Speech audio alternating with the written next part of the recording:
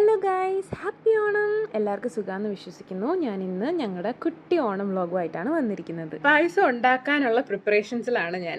അപ്പോഴാണ് ഞാൻ റിയലൈസ് ചെയ്യുന്നത്, ആക്ച്വലി 2019 ഞാൻ ആദ്യമായിട്ട് അടപ്പായസം ഉണ്ടാക്കുന്നത്. അത് കഴിഞ്ഞ് അപ്പോൾ എങ്ങനെ ഉണ്ടാവും എന്നറിയില്ല. Let's wait and watch.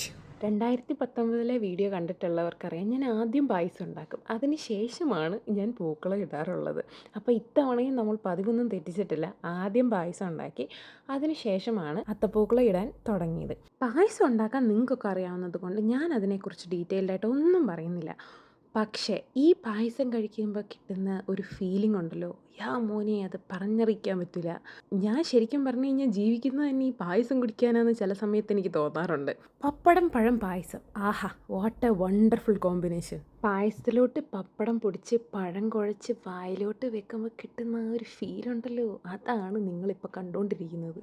ഇത്തവണ പൂക്കളം ഇടാൻ എനിക്ക് 2 ഹെൽപ്പേഴ്സും കൂടെ ഉണ്ട്. മിസ്റ്റർ കെട്ടിയോൻ്റെയും പട്ടുവിൻ്റെയും ഫസ്റ്റ് പൂക്കളം ഇടലും കൂടെയാണിത്.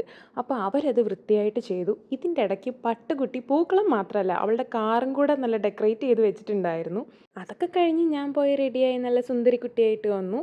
എന്നിട്ട് പൂക്കളത്തിൻ്റെ കൂടെ നിന്ന് കുറച്ച് ഫോട്ടോസൊക്കെ എടുത്തു. എന്നിട്ട് ഞങ്ങൾ നേരെ വിട്ടു ഞങ്ങളുടെ ഫ്രണ്ടിനെ കാണാനായിട്ട്. എൻ്റെ ഒരു കാഴ്ചപ്പാടിൽ ഓരോ ആഘോഷത്തിനും മധുരം കൂടുന്നത് നമ്മുടെ ഇഷ്ടപ്പെട്ടവരുടെ കൂടെ അത് സെലിബ്രേറ്റ് ചെയ്യുമ്പോഴാണ്. ഒരു ഗംഭീര ഓണസദ്യ, കുറേ കളിച്ചിരികളും വർത്തമാനങ്ങളും ഒക്കെ ആയിട്ടൊരു അടിപൊളി ഓണമായിരുന്നു ഞങ്ങളുടേത്. നിങ്ങളുടേതോ? വീട്ടിൽ വന്നപ്പോൾ എൻ്റെ പൂക്കളത്തിൻ്റെ കോലം കണ്ടോ? പട്ടുകുട്ടി നല്ല അർമാദിച്ച് കളിച്ചു. ഈ വീഡിയോ എടുത്തു കഴിഞ്ഞ് ഞാനും കളിച്ചു. അപ്പോൾ ശരി, ഓക്കെ, ബൈ, ടാറ്റ. അടുത്ത വീഡിയോയിൽ കാണാം.